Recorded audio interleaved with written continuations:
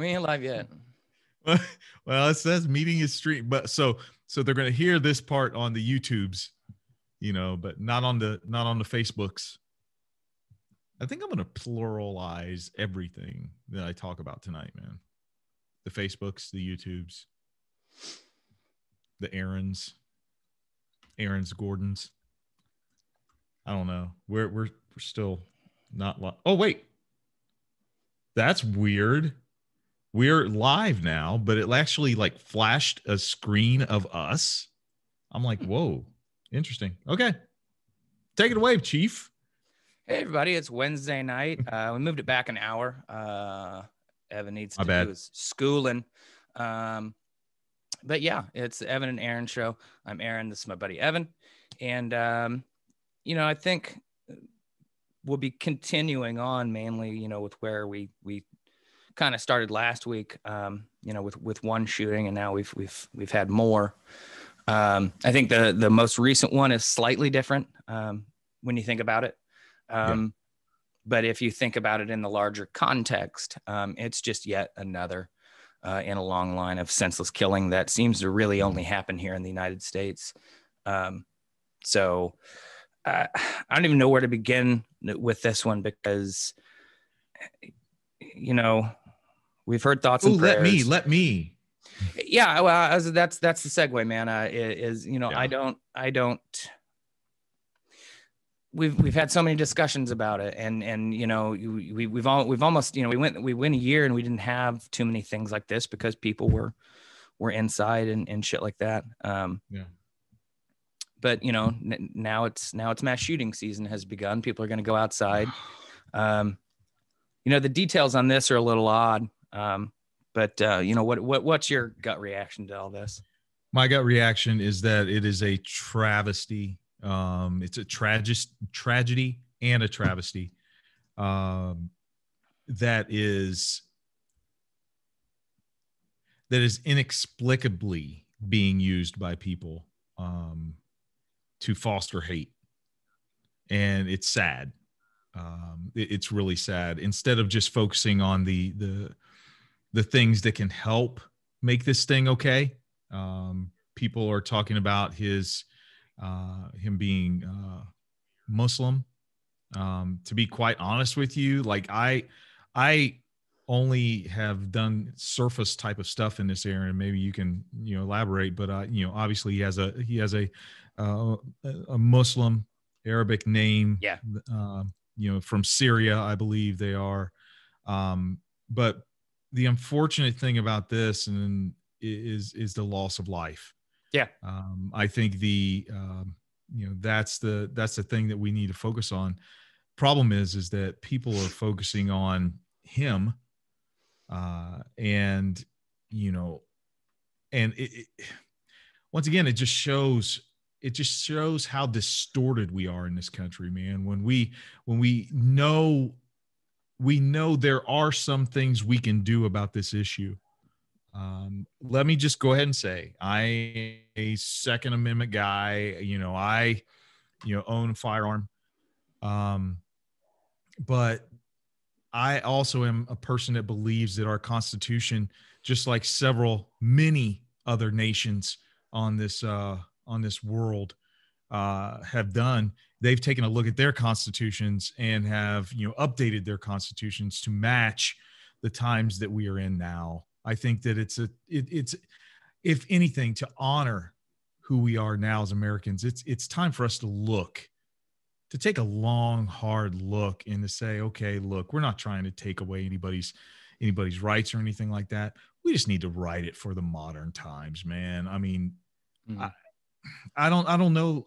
I don't know how to say it any differently. I mean, Aaron, I don't know. Neither of us probably have solutions to this. There's no solution, because as soon as you start to talk about a solution to this issue, and I even hesitate to call it a gun issue, because I know what kind of backlash that'll bring. I have, we both have friends that are incredible human beings who are pro-gun, and that's great. That's okay. But where do you draw the line? I mean, where do you draw the line? And I think I want to say this, and then I want to hear what you have to say, is that I know what people say. They say, oh, well, it's a slippery slope. You know, where does it end? It does end. Like it ends at civilians having weapons that can be comparable to our military. That's the natural ending place. The government's not going to come after our Glocks. The government's not going to come after our, pump shotguns. They're not going to come after those. I'm sorry, that's not going to happen. There's a natural, intelligent ending place to this debate, and I just don't think that we as a nation are ready to sit there and have it. I just don't think we're ready to get to that point. I don't know, Aaron. What do you think? I mean, I'm a data guy, and I look at history and I look at research, and I let a lot of that point me the way. I'm not saying I don't have a gut feeling about things, but when it comes to really designing policy about how I want things to work, you really have to do some decent research. And the fact is, we didn't interpret the Second Amendment this way for the majority of the history of this country. It wasn't until the late 70s, early 80s, where the notion of a citizen having any type of firearm, that's not how it was looked at. And it was a variety of things. The NRA became a bit more of a political entity. It became intertwined with gun manufacturing. So it went from being a gun safety and gun training type of organization to a pro-gun organization, and helped to get that law changed. And in the 80s, we saw a massive increase in these what are known as mass shootings, and it's because these high-powered weapons with high capacity magazines, the ability to fire hundreds of bullets in a minute. Obviously that's going to go hand in hand. And we saw that happen. And we've always been a violent country. Just a cursory glance at the Wikipedia page on school shootings, Wikipedia page on school shootings in the United States. We had our very first school shooting before we were actually a country. So public, civilian violence is ingrained in who we are. Guns are ingrained in who we are, but it wasn't, before the 80s, I think the biggest, horrible mass shooting event people could think of was when a U.S. Marine climbed the bell tower at the University of Texas, began opening fire all afternoon on people. Yeah. And he didn't have an AR-15. He wasn't mowing people down. He was a well-trained, sniper. And he took his time and he killed people. So it can happen in with any weapon, and sure. We're not going to end it, and I heard a politician respond, well, the majority of violent, gun violence in this country is handguns. And it is, because the majority of deaths are actually suicides by handgun, and then followed by, petty and violent crime at the hands of a handgun. But that's not what we're talking about, right? We are talking about preventing situations where a guy just walks into a store and indiscriminately, is able to waylace to at least 10 people now that we know of. And it could be worse. I mean, what went on in Las Vegas is probably the most, egregious example of a guy with a high powered rifle not giving a fuck where the bullets went. Right. So, but back to my point, we saw this increase, and in the 90s, we did the assault weapons ban. And we saw a reduction in this type of violence. And the gun lobby is powerful. And the gun lobby, that for whatever reason, that law had a limit, a time limit on it. I don't understand that. But it has really, really become the notion for, a lot of the diehard gun people that the right to an AR-15 to this type of weapon is definitely how the Second Amendment should be interpreted. And yet I once again am befuddled by the people who say they love the Constitution, yet conveniently leave out the first clause, which is a well-regulated militia. Standing militia. Yes. And I'm pretty sure at a minimum, a well-regulated militia means you're licensed and trained on a particular type of weapon. That's what a militia is. Okay. Yeah. Now, when we wrote the Constitution, the concept of a guy with an AR-15 wasn't possible. The regular citizen didn't have the capacity to have a Gatling gun and throw it over his shoulder and open fire in public. It's just not how it worked. And if you were some lucky dude who, came home from the Civil War with a few things, okay, I suppose that happened. But right now, we got people building their own semi-automatic rifles in their own home. And I don't see a reason for any civilian to have access to that type of weapon. And if they want it, the licensing and training should be incredible. I mean, what you have to go through to get a gun in Japan is really, really quite crazy. There's a great little video on it. And I'm not saying we do that for everything here, but if you want an AR-15, if you want advanced weaponry, if I want to drive a Mack truck, I have to get a different type of driver's license. It is easier to get an AR-15 than it is to become a long haul truck driver in this country. That's true. That is true. This has struck a chord with several, folks that are watching. First of all, what's up, Nate? Glad you're everybody. Us. Thanks for tuning. Sorry, got off. John said he's pro 2A, which is what you just talked about, and generally pro gun. He owns some of the weapons that he described, but sure don't believe everyone should have access. I'm going to drop down to what he just said. Weapons of this type should be available, but you should have to go through more to get them, which there's a middle ground to this conversation. Yes, there is. And you can't, and I think that's the place where both of us are going with this, is that there is a middle ground. I mean, if you are responsible enough to be able to control a 200 or a 2,000 pound machine hurtling down the road at 65, 70 miles an hour, okay, then there should be some type of test intelligence saying that, okay, if you wanted to do an AR, if you wanted to have an AR, then you need to be able to sit down and do something. You shouldn't just be able to walk into a Walmart or walk into wherever and just say, hey, I want that. And go through a background check that consists of, hey, have you ever, committed a crime? No. Okay. Are you competent? Yes. Okay, great. There you go. I mean, it should be more. And John, you're absolutely right.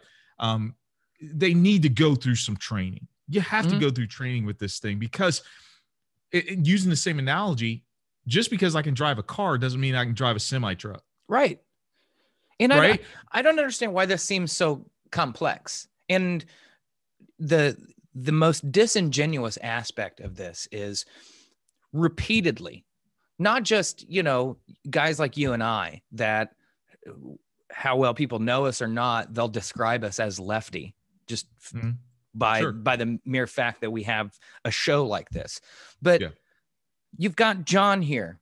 You've got our buddy Simmons, Big D, Billy, tons of people who love their guns, go shooting on a regular basis, have AR-15s probably, and recognize the validity of this argument. And do not look at us as, oh, they're coming for the guns. We're not coming for the guns. We are recognizing that there is a health issue in this country. And study after study shows that the biggest contributor to the fact that we have so many gun deaths is how many guns are in circulation and the ease with which there is to get one. I don't have a problem with anybody owning a gun. I really don't. But if you've had felonies in the last couple of years, if you've been, charged with domestic violence, why is this, if you've had 3 DUIs and you go to get your license, they say no. You have demonstrated an inability to, and again, Yeah. I recognize there's a difference between a right and a enumerated right. We don't have a right to drive an automobile in the Constitution. Right. And it would have been, oxen and cattle or whatever back in the day. Wouldn't have been funny if there was some sort of amendment talking about the right to transportation, but they specifically, worded it in such a way. So you're like, well, did they mean cars or did they mean horses? Right. Like, right. That the words they chose. If the musical 1776 is to be believed, the words these guys chose constantly was important. They argued where commas went. And we're supposed to believe that an entire clause of the Second Amendment isn't important. It has no value, and that arms meant anything. Right. Nate, who joined us. I think this is the first time, Nate, that you've joined us, man. Thanks. He said there's a movie called Miss Sloan. I'm not familiar with this, but about a lobbyist who gives her all for a reasonable background check bill. Says that it delves into the gun lobby and their roots in American politics, and the roots of, the gun lobby in American politics. It runs deep. I mean, this is the Second Amendment is a lobby to have guns. I mean, that's why it's an amendment. They came back and they were like, yeah, let's add this because at the time this is pretty important, but it changes. The question that, needs to be asked is why? No one was, I was born in 1974, so forgive me if I don't know what exactly was going on in the 70s, but I lived through the 80s and 90s and obviously all decades since. I don't remember any prominent politicians coming out and saying, you know what, fuck the Second Amendment, let's get rid of all the guns. So when Ronald Reagan said, let's get rid of all the black people's guns. Well, funny that's one of the more high profile gun control laws that's been used. And you really can't look at that in any other way than racist. Yeah. But, I digress. Sorry. I pulled the race card. But you lefty. What was the impetus for the NRA to decide they needed to take this stance, aside from the fact that they got in bed with gun manufacturers and gun manufacturers said, man, handguns cost $200. AR-15s cost $2,000. Come get some of this blood money.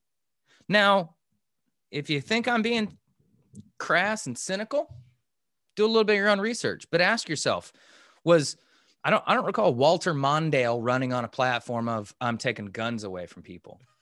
No, not even Dukakis said that. I mean, Dukakis was filmed in a fucking tank. He was. I don't think he was coming for the guns. He wasn't coming for the guns. I don't remember Geraldine Ferraro running on that. I don't remember. Nope. Bill Clinton, I believe, ran on, an assault weapons understanding, but Bill Clinton's from Arkansas and he knows his base. So I'm pretty sure he wasn't coming for your long gun. Nope. Okay. You can keep granddad's rifle and you can keep your Glocks. Nobody gives a shit. I don't care. I do not care. But when you're walking around with your AR-15 slung over your shoulder at Costco, I think you're a cock. Well, yeah. I mean, you are a walking micro penis. You've got balls hanging on your fucking truck because you don't have any balls. Like this you're carrying your penis in public. That's all you're doing. Yeah. And I'm sorry, I can't view it any other way because again, the people I know that we have this discussion with that are pro Second Amendment don't feel the need to be walking around with their AR-15 or their gun holstered on their side. No. They conceal carry because they go to bad neighborhoods and want to look after their family. And I don't have a fucking problem with that. I think that we are also crossing into this piece of, and I know it's a popular term, but, intersectionality. When you look at, guns and who who is more acceptable when they carry guns and who aren't. You can look at so many different things. I mean, what the fact that, and yes, we realized that this guy was Syrian, absolutely.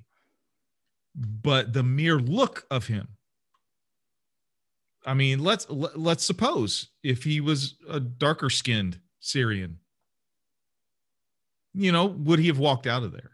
Right. The guy in Atlanta, we talked about it last week. If he was a person of color, would he walk out? So I think that when we look at this, we see a population of people, mainly, not all, but mainly a population of people who have the privilege of carrying a weapon in public and not having the scrutiny that other populations of people do. And and I think that if we don't mention that, if we don't take a look at that, then this group of people will continually press and say they're trying to take our guns away.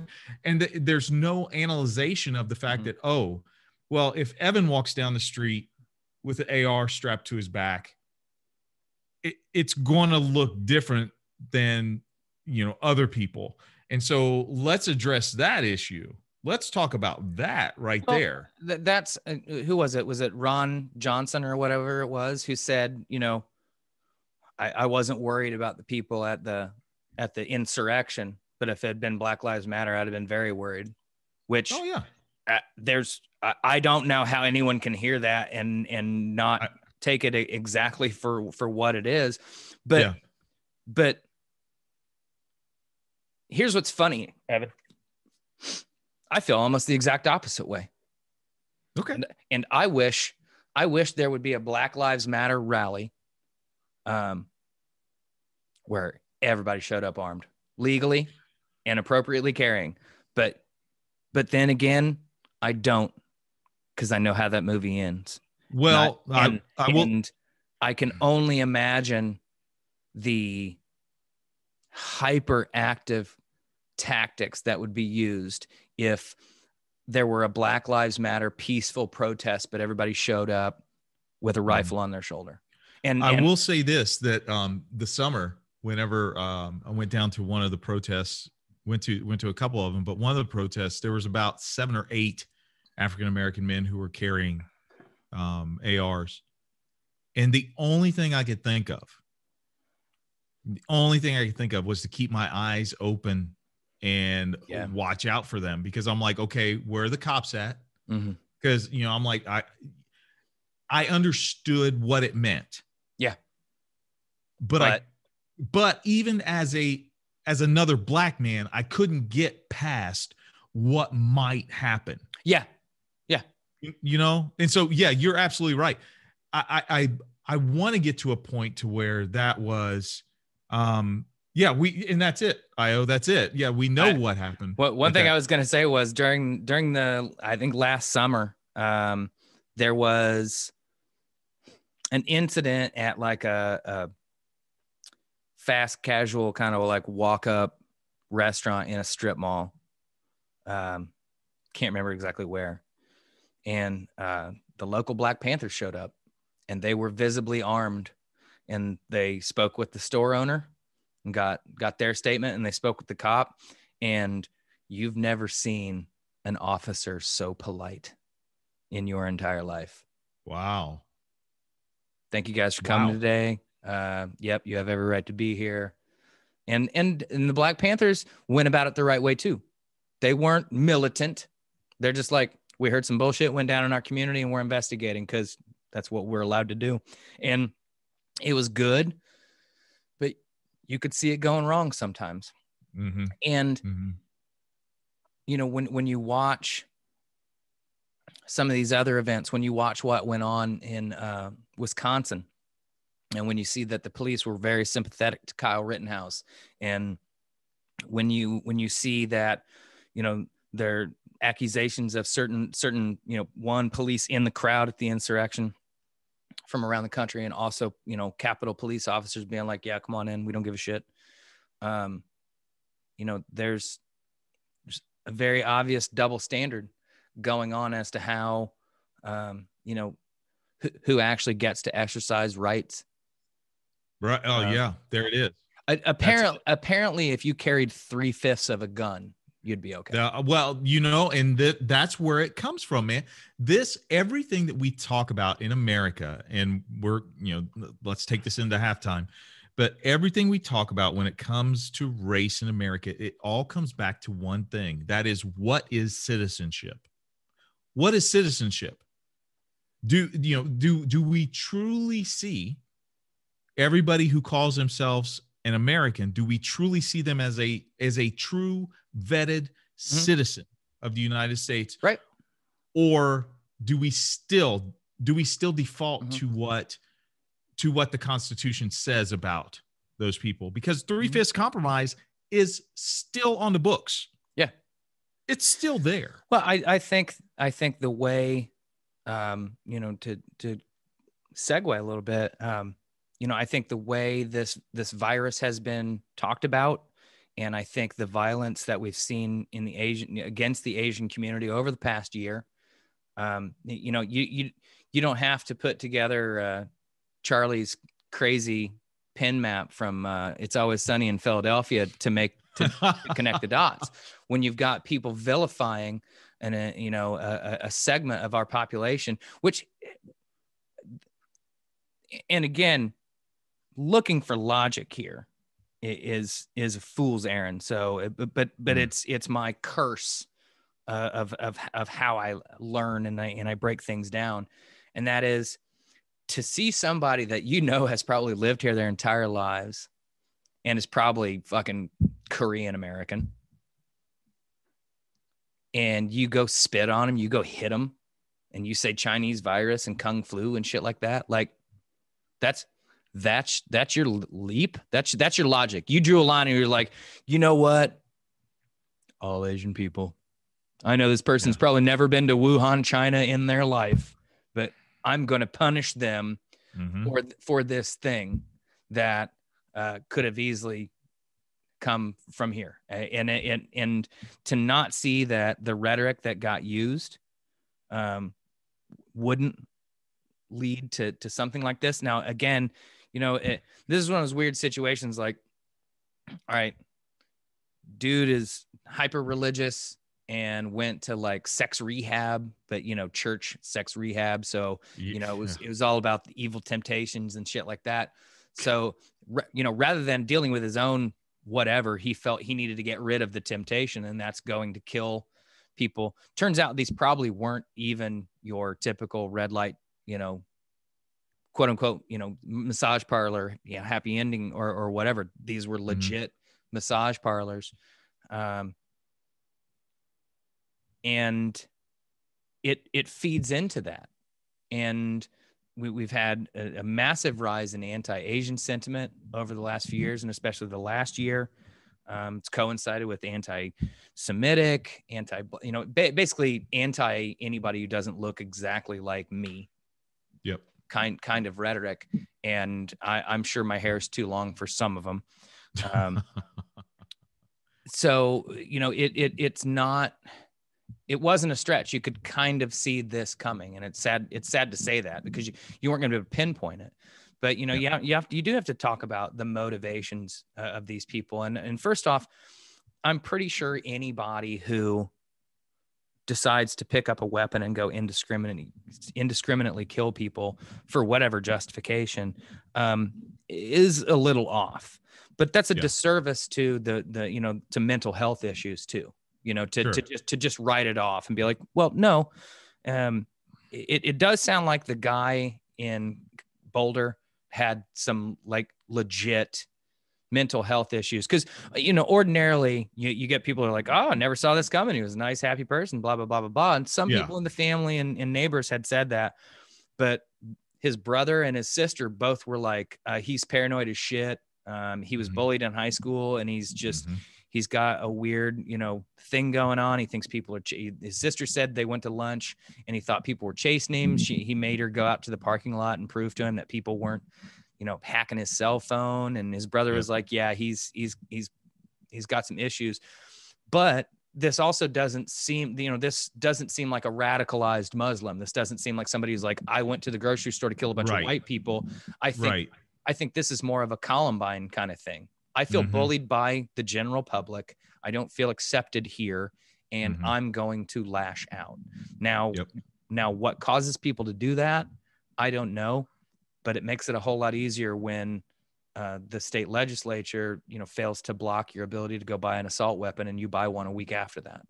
Yeah. And that's what happened. We can connect dots here to paint a legitimate picture of what's going on.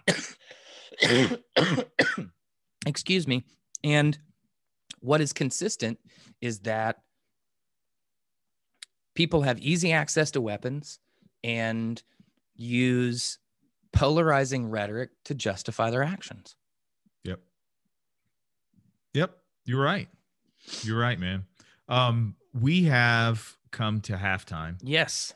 And, I have a, halftime shot and a salute and all that other stuff. Yesterday was, for me, just musically speaking, it was a down day because, one of my favorite groups, Tribe Called Quest, love them, love all their work. Malik Taylor, Fife Dog. 5 years ago, we lost him on Tuesday, and Fife, the guy could flow, man. Yeah, I mean, just was such a talent, and to lose him, so young, man, 45. You lose him at 45 years old. That's something. So Fife, can you kick it? Absolutely. I know where you're kicking it at, brother. What you got for us, man? You know what? I had a, went up to our favorite watering hole the other night, and had a weird conversation with some friends, and was kind of down about it for a little bit. But I'm a glass half full guy. I'm a silver linings guy, and what I'm gonna take away from it is we talked. Yeah, we made an attempt to try to find middle ground. Didn't really do a great job of accomplishing it, but I think not talking would be worse. And I always appreciate Chatham for being a place that lets us get a little rowdy, a little political, and then eventually says, shut the fuck up and have another drink. as happened. I was going to say, but Gabe had to have been there, man. Gabe, was it Gabe? No. Oh. No. Okay. No, it was, I won't name names, but all right. She was very polite about telling me to shut the fuck up. She, okay. I got you. God bless her. Say it. Bless her. But again, it's friends. It's a whole lot easier. It's a lot more difficult to engage a stranger and put yourself out there. But it starts, because hopefully, friends talk, and then another person adds group, and another person adds to the group. And as long as you're acting in good faith, good faith debater, I welcome a lot of different viewpoints because, I want to hear why people believe what they believe, whether I agree with it or not, because I need to know what is making you tick. And if I still think you're wrong, I need to figure out how to access that. So I'll just say it's always just a great place to go to and talk. And man, we're getting closer and closer. We got our vaccine scheduled, so hopefully everybody can get vaxxed here pretty soon, and we can put this all behind us. So shout out to the old watering hole, and straight up Fife.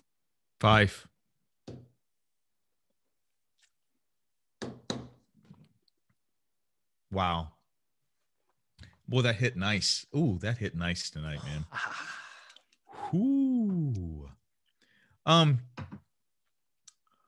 What's up? Drive this train. Where are we going? What I was going to say is what is up with what's up with fans nowadays? This kid Yeah, I know where you're going with this, man. EJ Liddell, for the Ohio State Buckeyes. You guys have seen the banners. You know, I'm a big Ohio State guy. Love the Buckeyes. This kid, along with every single other kid on that bench, played their guts out and just got beat. Yeah. They just got beat. And it's like, okay. You know, and I'll tell a quick story about myself. I was a little whiny little baby there for a little bit because my team lost. Okay. Mm-hmm. They did. And now it sucks. But there wasn't a single time, Aaron, that my mind went to a place to say something to the effect of, you know what? Everybody at Ohio State hates you and we hope you die. Yeah. For me, it goes deeper than just what it looks like on the surface. And I'm wondering what you would say about this. This is kind of where I went with it. I looked at it, you know, at first I just looked at it. I'm like, okay, this is why people hate Ohio State fans. This is why they hate us. And I just want to throw this out there. I try my best and I come up short. And, you know, quite frankly, my person, I keep forgetting what I need to call. Anyway, my significant person tells me this all the time. You know, they're like, look, you got upset about this. And I did. I got upset that they lost, but not once did my mind ever go to accuse a kid and to wish death upon them. But like I said, this is why they hate, you know, a lot of people hate Ohio State fans. And I try my best to be one of those fans that aren't like that. But then my mind went somewhere else to a very, very dark place. And just hear me on this, because I think there's a nuance here that we may miss. When you view athletes in a light that is, I don't want to use the word pure, but when you view athletes in the light of, like, you have respect for them, you know what, you're probably more apt to say, you know what, you can't win them all. You're still awesome. I mean, Tom Brady lost Super Bowls. Okay. But you didn't hear anybody say that they want to kill him. All right. Now, when you look at an athlete, in my opinion, when you look at an athlete as he or she serves you for a purpose, how is that any different than looking at them as a servant? Yeah, it's chattel. It's chattel. Or you know, or let's just use the other S word, a slave. Well, like, certainly in college athletics. You know, yeah, and so what I'm getting at is this, and I don't think it's that far of a reach, is the condemnation that this kid and the other kid from Illinois felt. Is this a condemnation of who we are still as America?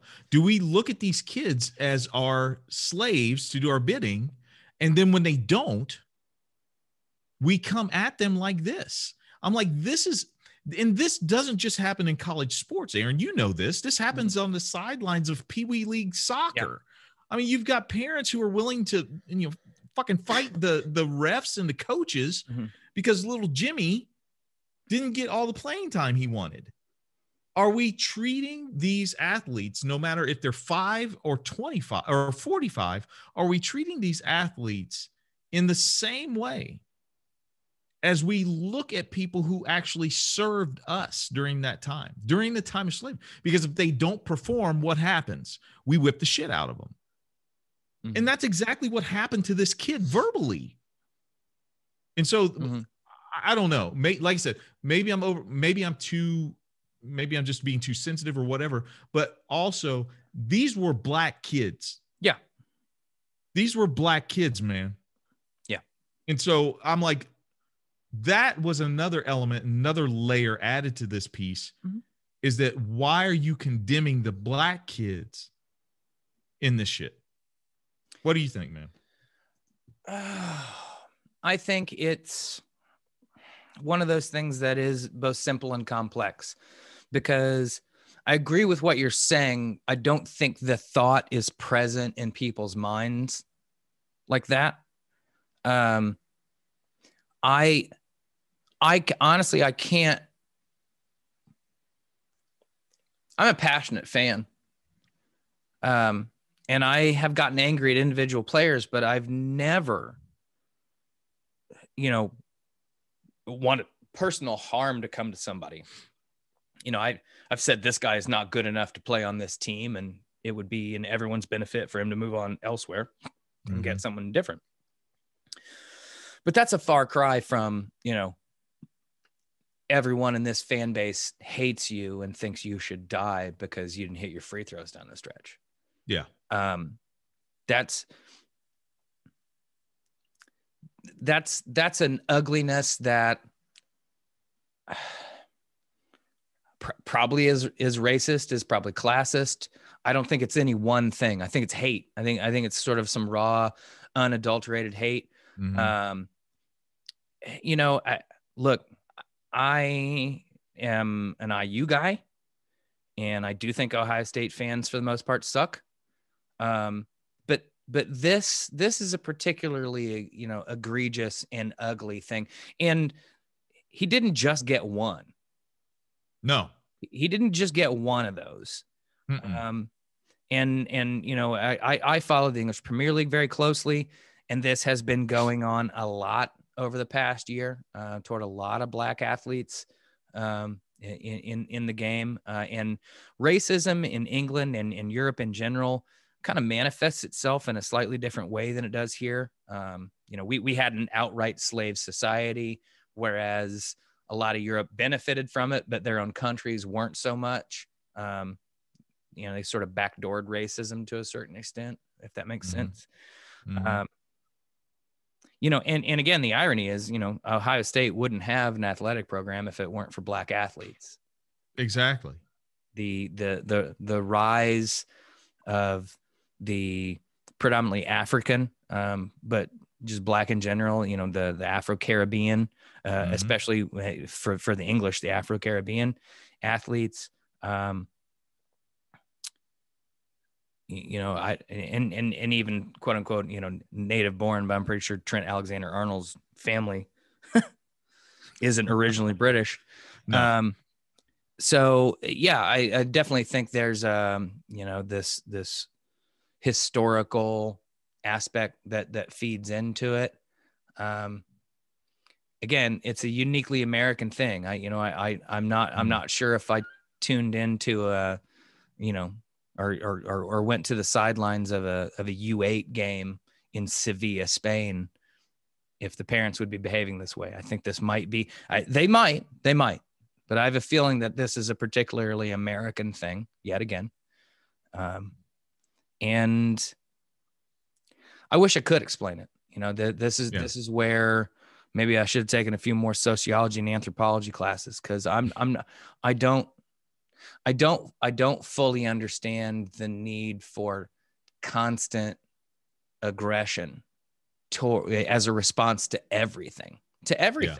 That everything now requires a 100 response to it. Like we know that,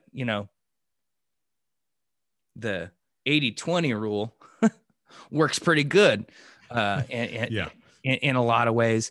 So, maybe ease the fuck up. I know people get passionate. It's March Madness, but I mean, man, unless you just lost $50,000. And here's the thing, even if you lost $50,000 on the game, that's on you. That kid didn't do it on purpose. Right. That's on you for betting so much, bruh. I'm like, come on. But well, John, I'm reading John's point here, and okay. and it says that kind of hate is relatively rare, I think, but I think that those kind of people have disproportionate access to making those things heard. Doesn't make it less shocking and sad. Now that's a good question to ask, but I'll quote Will Smith, or I'll paraphrase Will Smith. Yep. Racism hasn't gotten worse; it's just getting filmed.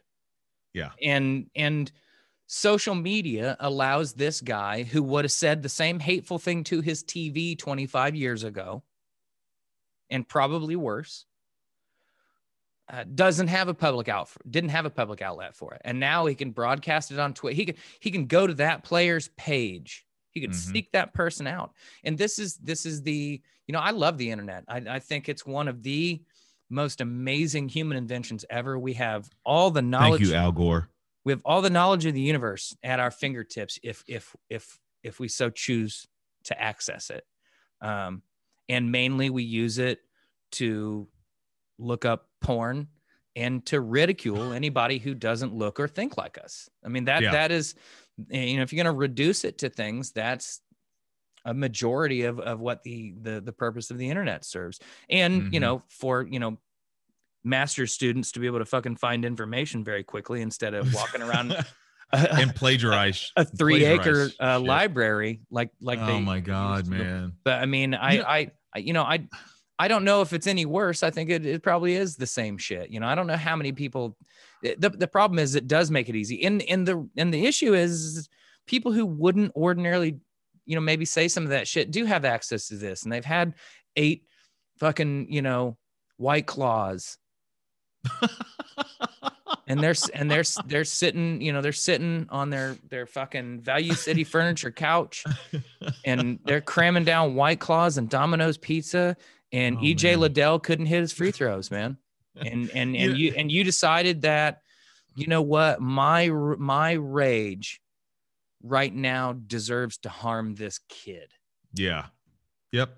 That's privilege. That's privilege. Yeah. Yeah. Yeah.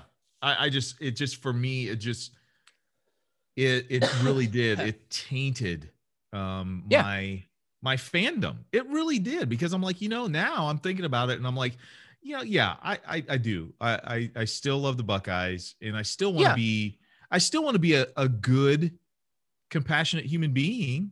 It's kind of like, with Man U and Chelsea. What do we say to each other every time Man U and Chelsea play? It's like, hey man, hopefully, have a good match and stuff. Yeah. And we give each other a little shit back and forth. But at the end of the day, it's like, man, that was a hell of a match. Yeah. And I'm like, I don't understand why we have to take it to that level. But John, I do want to echo what Aaron said. And this is just from my perspective. My perspective is that that type of hate is not relatively rare. That type of hate, it's rare that it is put on such a public display. It's rare that it's brought out. It's rare it's that present. It's rare that it's called out. Mm-hmm. Let me just say that, because brother, I have, and you'd be proud of me, Aaron. I have backed off on my pastime and my hobby of, calling racists out. That's a 24/7 job, brother. I know. I get it. I'm glad you're gonna have a stroke if you try to keep that shit up. I know. I backed off on it, but man, it is the curse, the blessing and the curse of the internet. And it gives people, and I'm just going to call it for what it is. Our last administration gave people, permission to truly show who they are, which quite frankly is once again, it's a curse, but it's also a blessing. Yeah. To be able to see people for who they are. And I hope that these people who, did this to EJ Liddell, and to the kid from Illinois, I hope that all of them are, are brought up on charges, and are tried for that. There's no excuse for it. And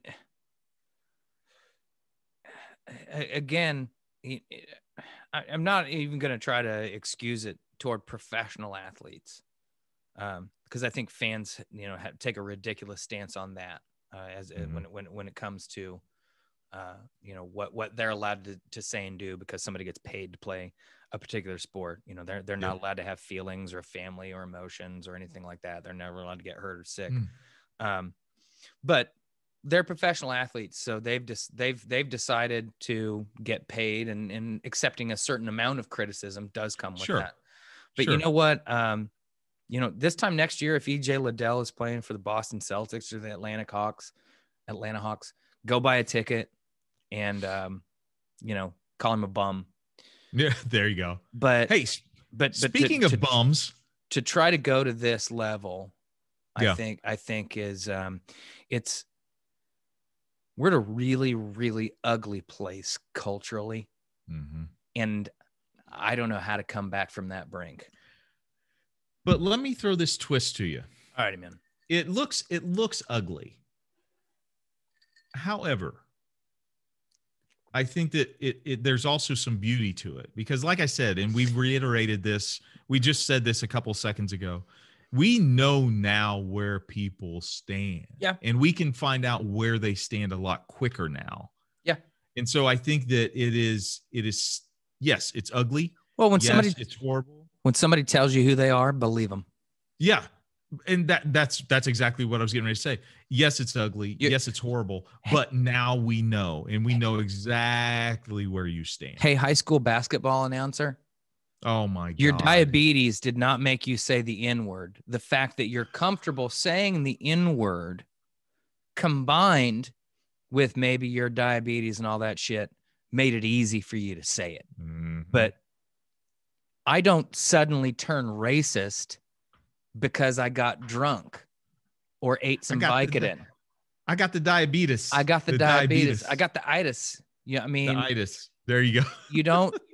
That is what a weak ass excuse. You know. Yeah. I mean, and no one is surprised. No one is in any way surprised that that person said what they said. In any way, right? Yeah. No, not at all. And the fact that it was addressed pretty quickly is a nice thing to see, but that's almost more like, well, we're a broadcast company. We have to do something about it. It's like roll out the podium, let Jim do it, you know. But you know what? Good on those girls. They went on and won the state title. They did it. And so with that, my friend, talking about winning the state title, there's a title up for grabs tonight, and all of you are able to fight against Aaron for this title. And we have come to the part. Good luck. That I love the most.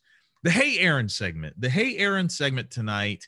Let me just throw you a little background to why I chose this. On the what do you call it? The astrological sense of things. I am a Cancer, which is the worst sign. Which is the worst sign of all time. I mean, you know, it is, because think about it in a job interview. They ask you, "Hey, Evan, who are you?" Whenever it comes to astrological sign, "Oh, I'm a Cancer." You know, it's like, do you really want to? Have you been in a job interview where they asked you? I was in college and I needed the money. Anyway, did I say that out loud? Damn. Anyway, we tonight are going to we're going to go down memory lane, ladies and gentlemen. Evan Casey, the astrological stripper. What'd you wear? What was your stick as a Cancer? I wore a Pilsner glass, my wore friend. Anyway, no, actually, it's more like this. Anyway, no, I had an epiphany this week, and I said, you know what? We're going to go down memory lane, and we're going to get sentimental this week. All right. And we are going to have a contest. Oh, I'm sorry, John. One of my favorite things to do was to literally drag out loudmouths to make them outshoot me at free throws. That's awesome. Yes. So with that in mind, John, remember those memories. We are, and I'm going to share my screen with you, my friend, because this is a video daily double. Yes. And share screen, enable computer sound for video clip. Enhance. We are going to guess that 80s cartoon theme, ladies and gentlemen. All righty. That is what we're going to do tonight. Like the theme song? Oh, yes. Oh, God. All right. Yes. All right. And man, I've checked this out. I've checked it out, and it gives the instructions and everything at the very beginning. So those of you who are watching, throw the answer in the chat. I realize that the chat is delayed a little bit. Yes, absolutely, John. You can guess. I love that the delayed a little Twisted bit. Tea Smack is in the Hey Aaron playlist. This Oh, is yeah. awesome. Yes. All right, Remember man. we did that? Oh, We yeah. did that. I mean, we did that. So anyway. Remember All right, so remember when that was a thing months ago? yeah. Yes, exactly. When a racist got pummeled with a tea can. Yes. So here we go, ladies and All gentlemen. right. Can you guess them? And so can you hear that? I can. Okay, very good. All right, so you're gonna guess the 80s cartoon. Oh, it's a little loud. A little loud. Oh. Better. Turn it down on the YouTube. Better. Yeah, that's fine. Okay. Look, yeah. All right, so here we go. Number one. Now you have 10 seconds. Okay. 10 seconds, my friend. All right, here we go. Fabulous secret powers were revealed to me the day I held aloft my Yes! magic sword and said, It's He-Man. The Masters of the Universe. Yes, good job, man. Good job. I loved good that job. cartoon. It was stupid, but I loved it. That's what I was going to say. After each one, man, give a little commentary or something like He-Man. I had a whole bunch of the action figures, and my brother and I this is how we knew I was going to be an open-minded embracer of diversity, because as a kid, it didn't matter if they were Star Wars figurines or G.I. Joes or even these gigantic ass He-Man figures. Everybody was in the same universe and fighting those battles. Everybody was part, and everybody had their important part to play. And you know who was in charge? Princess motherfucking Leia. There you go. She's always in charge, my friend. Damn Skippy. All right. Number 2, here we go.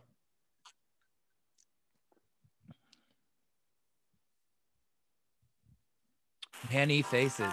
He has many faces. To help you get started, to give you a push on your way. Friends are there. Does that sound familiar? No. Let me try it again.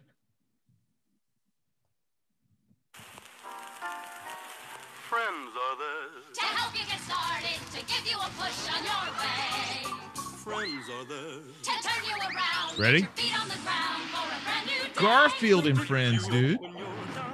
I must not have watched that one. Oh yeah, man. It was interesting. It was very interesting. I loved the Garfield cartoon. You know, that like in the newspaper. I don't know and they did like specials, I think, when I was a kid, but I don't remember the weekly I mean, I'm not surprised that there was a regular cartoon. I'm in a middle generation, man. Yep. All right, here we go. Next one. John Hark. Here we go.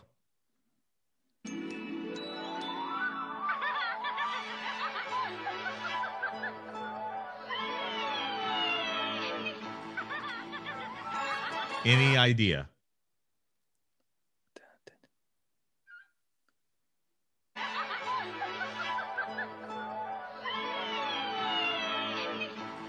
Here we go. Everybody sounds awfully happy. My Little Pony. I was gonna go Smurfs, but My Little Pony. I can see that. Yeah, all right. My Little Pony. There you go. My Little Brony. Here we go.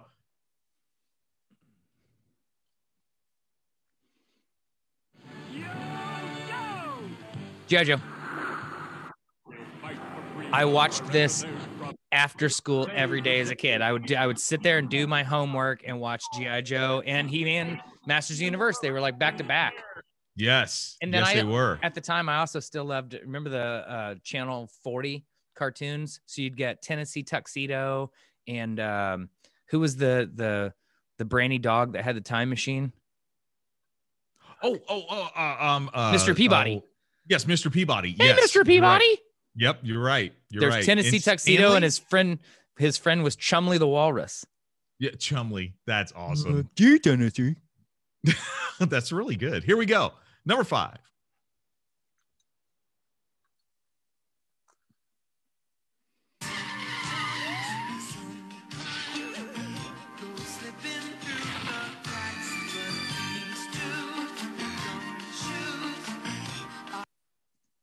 Answer.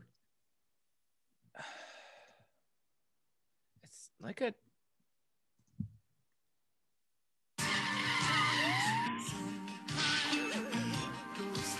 You're gonna kick yourself, dude. Sounds like a.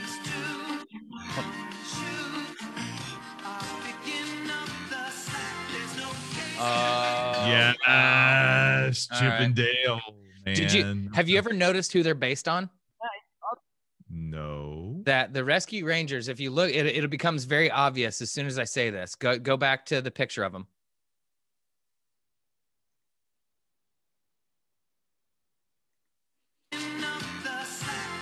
So they're based on Indiana Jones and Magnum PI.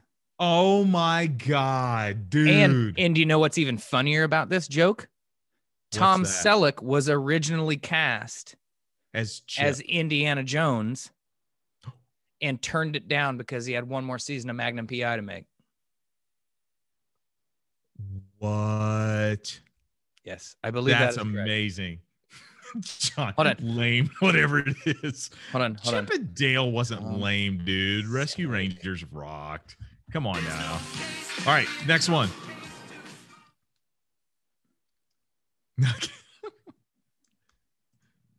I'd be like sunshine and make the sun shine. I have a heart like lava. I'd be Come like on, Wish man. Bear and always be there. We'd be the luckiest bears in Carolina. Oh, come on. That gave it away, dude. Care Bears? Yes. A Care Bear stare. They shot love out of their chest. Have you seen that Dave Chappelle bit? Oh, no, I haven't. Oh, I God. haven't, but Him talking I can about the Care imagine. Bears is hysterical. I can imagine. Here we go. Number 7.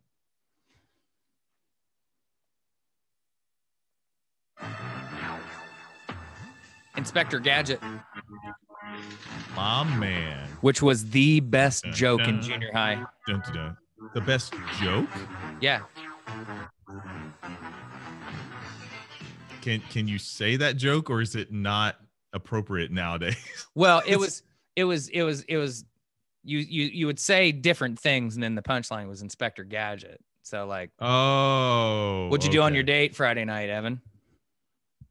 Inspector Gadget. Junior high, brother. Junior high. Oh my God. Junior high. All right. That was good. All right, next. Next one. Here we go. When you room looks kind of weird and you wish that you weren't there. Oh, it's like Muppet Babies. I like it. Weirdest spinoff Dude, of it was- anything ever. Creepy Yes. as fuck. Creepy as fuck. I did not need a baby version. Number 9. It's like Jim Henson took acid and was like, let's fuck with everyone.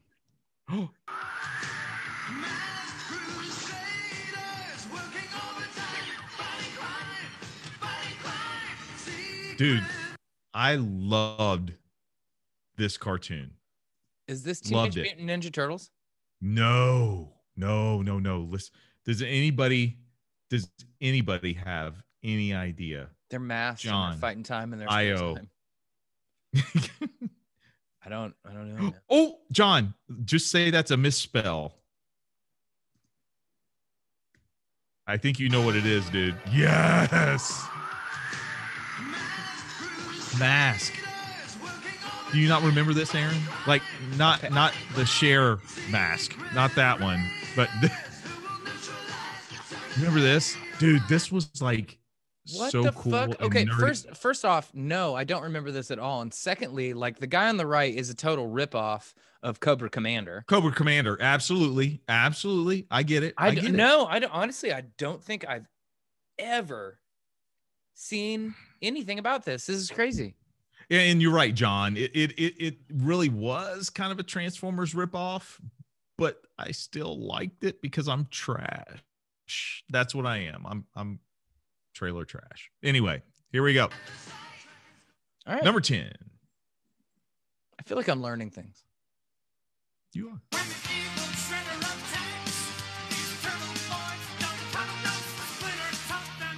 Yeah, well, Teenage Mutant Ninja Turtles now. Yeah, You've mentioned edited. Turtles and Splinter.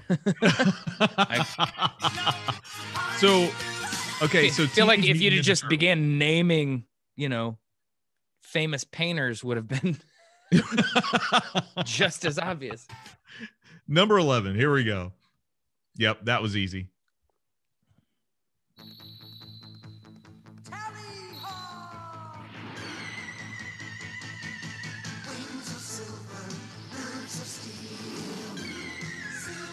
I have no idea. What? I have no idea.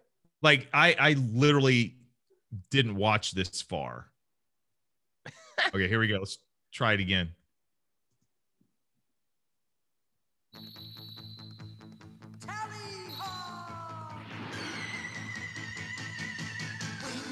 Io Wings of Silver. Io just said, "Oh my God, Io, you got it." So, I have never heard of Silverhawks. Damn. It's like a geriatric superhero team.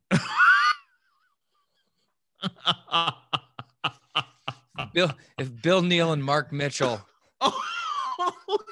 or Mark Moore, sorry, Mark Moore started like a superhero team. We will slowly get there, lads. That is hilarious. Io, I had no idea, dude. I honestly nothing. I got nothing. Wow. Okay. Let's keep it going. Good job. Oh, I was killing it here. I'm not doing it. I'm not doing it, dude. I'm not buying this. Sorry. Here we go. Skip. Number ads. 12. We need to start paying.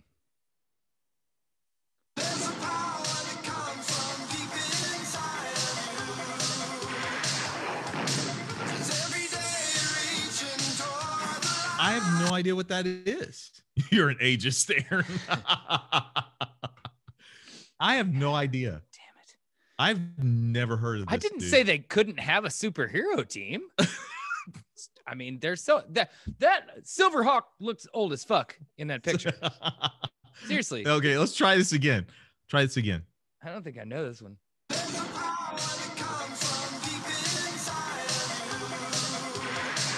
There is a power that comes from deep inside of me. I have no idea. Anybody have an idea? I'm gonna count the 5. Hold on. 1, Let's 2. Captain Planet. I know what Captain Planet is. That's not Captain Planet. I don't think it I'm is sorry, either. bro. I'm just throwing. I shit love out you. there. I'm just throwing shit at the wall right now, man. What the hell? Joyce and the Wheeled Warriors? Or Jace? I think it is JC? Jace. See, now here's what's funny is, now remember there was like there was a cartoon, and I think I've seen them in, how they do the Laugh Olympics. Okay, yeah. I think I've seen these guys in that cartoon more than their own, but I think it was like called Chopper and the Wheelie Gang. I have no idea, dude. So that's None. the Jason the Wheeled Warriors. I don't know about this one. Hold on. I don't know about that one. Let's continue. Number 13, y'all. Number 13.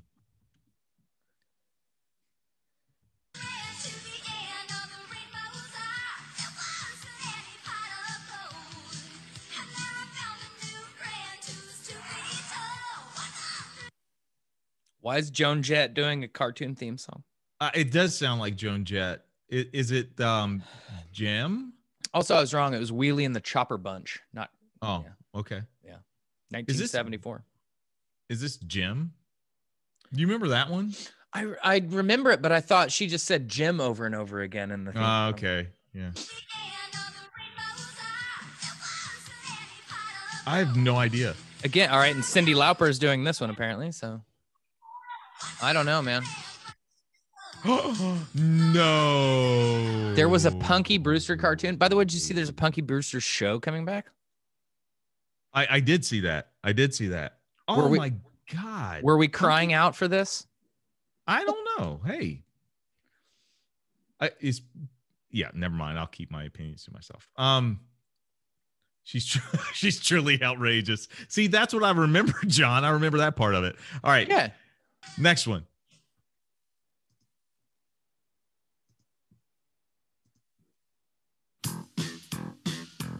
I got this. Is like a hurricane. Race cars, lasers, aeroplanes. You know It's that. a duck blur. Yes. It's a duck blur. Might solve a mystery. And rewrite history. DuckTales. Woo. There we go. See? I bet it. I had better get some Yakko, Wacko, and Dot by the end of this, is all I'm saying. Here we go. Next one. John. Oh. Dashing and daring, courageous Oh. faithful and friendly with stories to Oh my share. God. No. I got to hear it one more time. I know this. I absolutely know this one. I recognize You know it, but I recognize it, but I'm not placing it yet.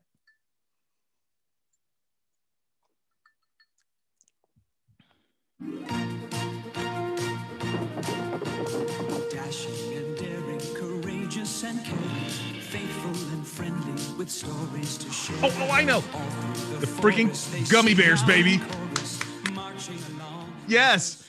Gummy bears. What? Bouncing here and there and everywhere.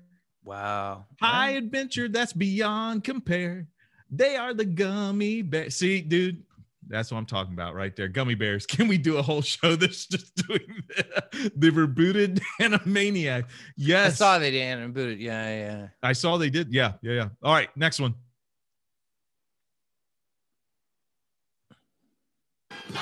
Man.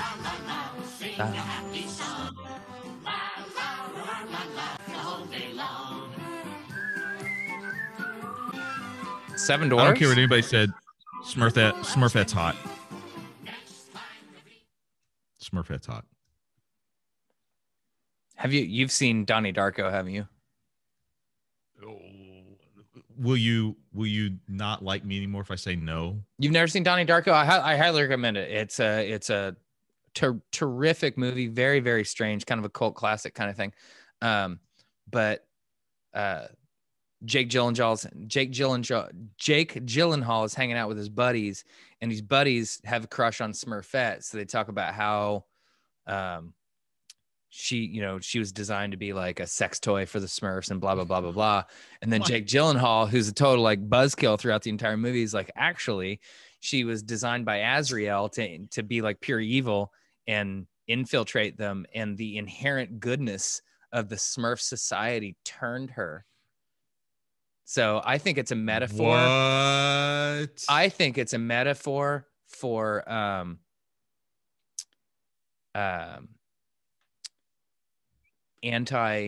think it's anti-gay rhetoric. Huh. Yes, That's interesting. I think she was a lesbian sent there to be a temptation, and that their inherent goodness turned her. Wow. I'm way overthinking this. This is like explaining billiards in fucking what's the Eddie Murphy movie shit. Yeah. My joke. I lost my punchline. Damn it. But yeah, I'm sorry. Here we go. Number 17.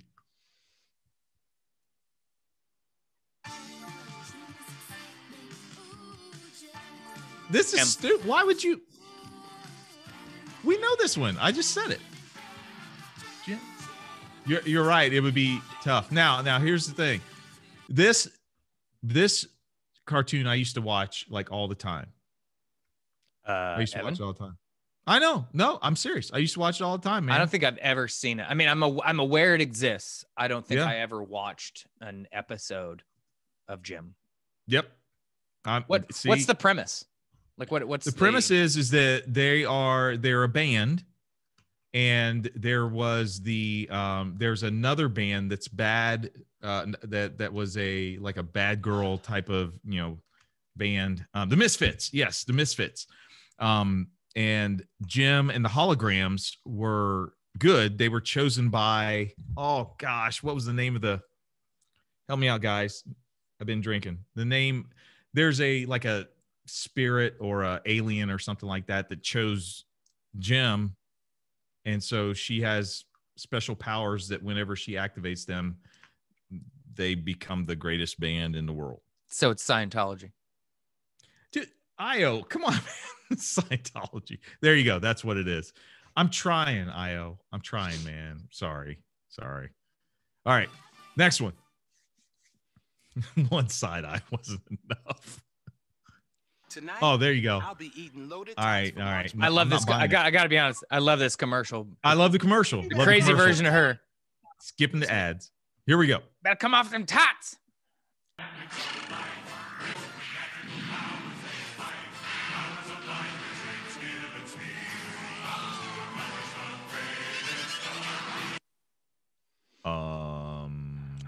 couldn't really even make it out all that well.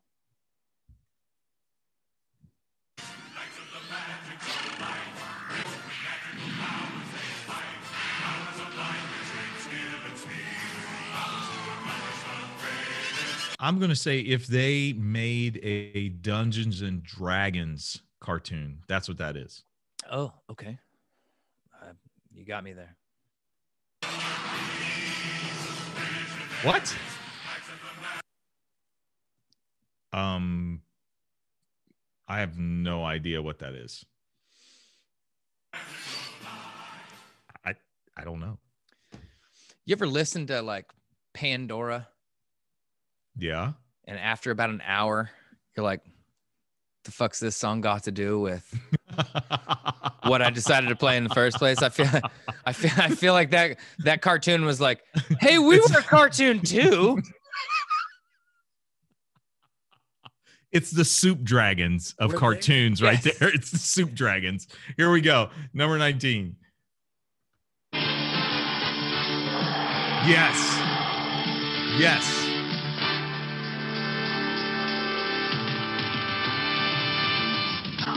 Oh, the Thundercats, man. Thundercats, dude. Creepy show. Whoa. Pump the brakes. Panthro was one of the first cartoon characters that I ever heard talk like me. I feel Let that be a lesson. This show is very, very much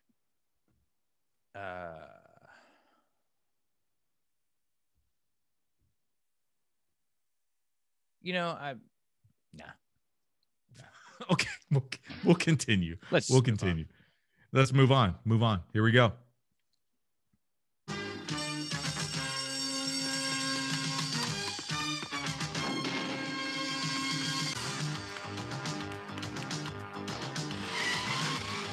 All right, this is the last time I'm going to stop it because we're like going way too long. But I have no idea. I got nothing on this one. Okay.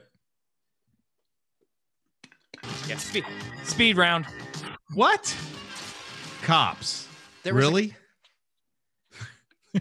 Wait. Wait, hold on. I gotta say it. Hold on. I gotta say it. Was it the musical, like the TV show? Remember the musical, the Cops musical show? They made a cartoon of it? Am I missing something? And they put the brother right in the front to make sure it's like, look, there's gonna be some singing in this one. Here we go. All right, speed round. There was a Saturday morning Muhammad Ali cartoon. Wake up, Kid Icarus. Nintendo something. Kid Icarus. As soon as they said Kid Icarus, I was like, oh, it has to do something with Nintendo. Yeah. I don't know. This is Spirit, my beloved steed. Fabulous secrets were revealed to me the day I held aloft my sword and said, for the honor of Grayskull. We're just repeating the intro to the other show. Princess of Power.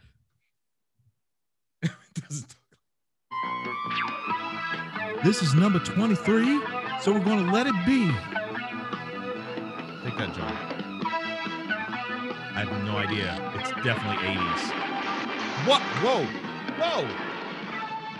This is where the meme comes from, though. I love that cartoon. LinkedIn Sales Navigator helps me build and maintain relationships. Yes. But you've seen the Spider-Man meme, right? Where they point at each other. Oh, yeah. Yeah. That's crazy. Oh, my gosh, man. I'm glad this is toward the end. I love Kit Kats. Here we go.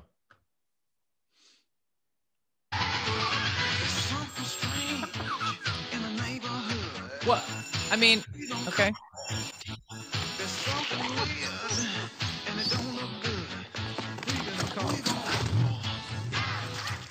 I used to watch that too. Yep. Yeah, I remember watching it for sure. Yeah.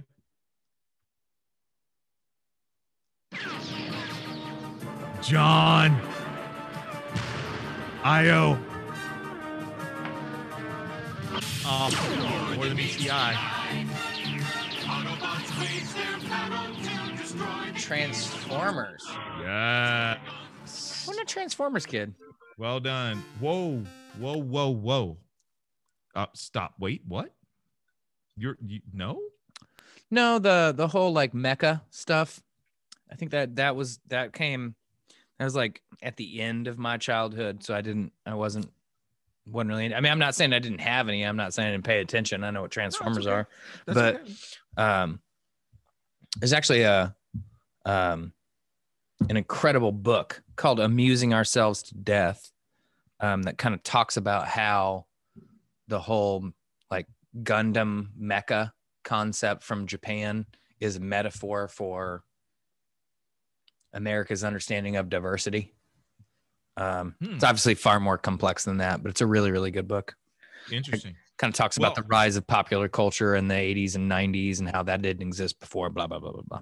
That's man, I got to read that. Well, ladies and gentlemen, that is the end of the Hey Aaron segment. I think you did well, my friend. You did well. I was proud of you. I really was. I mean, you know, I if I didn't watch the cartoon, I can't know it. So that's right. I'm impressed by the number of theme songs that sound like they could have come out of almost any 80s movie. Oh yes, absolutely. A lot of Casio going on. Okay, that's the statement of the night right there. Oh my God, that's awesome. And on that note, well, with that note, ladies and gentlemen, I'm going to hand it off to my good friend Aaron for Aaron's final words for tonight. My friend, as always, it's been a pleasure. What do you got for us, brother? You know, this has uplifted me. I was feeling kind of bummed the last couple of days. I kind of explained a little bit of why and everything, but this always energizes me. And you know, again, you know, we get a lot of like-minded people tuning in. And that makes sense.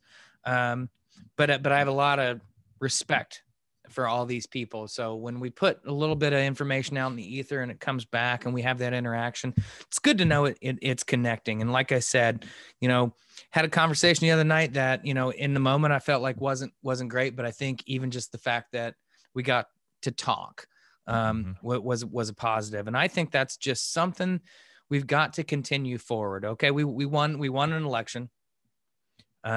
But it doesn't mean the work stops. I honestly think one of the biggest sort of failures or critiques during the Obama administration was, I think a lot of people thought, you know what, we did it. And there was no more work to be done. And the reality was the work had just begun. Mm-hmm. This was a gain. Now real work begins. And I think that's what we're faced with right now. And we're couple months in, and I feel like the new guy's done a pretty decent job. I think he can do more. But I think we're on the right track. And continuing to try to talk and meet people where they are, and at a minimum, at least understand their motivations. We're never going to see 100% eye to eye, but honestly, I just don't think we're all that far apart on a lot of things. I think there's just a lot of misunderstanding, misinformation, and quite frankly, an unwillingness, you know, to take one step towards somebody else. And while it sucks to to feel like you're always the person taking that one step forward. If you stop entirely, then the process ends. So I'm going to redouble my effort on that and try to be as understanding as I can be while simultaneously pressing what I believe to be truth in the world and support what I support, which is, making sure that nobody ever, but specifically in the world we live in, people of color, people who are disenfranchised, women, are getting, the resources, the support, the strength that they need to move forward. That's if I'm going to abuse my white privilege, I want to abuse it that way. I want to use my superpower for good, if you will. So that's what I got. I'm going to keep talking. I'm going to keep reaching out. I'm going to keep calling bullshit when I see bullshit. I won't ever stop doing that, but I can do it politely and say that's a pile of bullshit. Come to the good side. Hopefully, it's a good kind of, you talk about how, in COVID, if one person infects, 5 people, those 5 people go infect 50 people, those 50 people infect 10,000 people, and pandemic, right? Well, maybe we can do a virus of ideas. Maybe we can do a virus of love. Maybe we can do a virus of hope. Maybe we can do a virus of, belief, and make a wave of good things happen, and have an outbreak, a global pandemic of understanding and love. Mm-hmm. And that's as hippie as I'm going to get for y'all folks. So the United States is about to take on Mexico in an Olympic qualifier, and we have not qualified for the last 2 World Cups, and we're on our way. So tune in, Fox Sports 1. I don't get paid is it right on now. Right now, 9:30, just kicking off. Put that game on. I'm probably going to also hop on House Party for Evan and Aaron After Dark, where we get real, where the real happens. That's right. Because we're just totally bullshitting here. We're just this is a fuck around lark. No, folks. Thank you for tuning in. It's always a pleasure. It makes us happy. It's always something to look forward to, and we'll keep doing it, and you keep tuning in. Black people vote. Black people vote.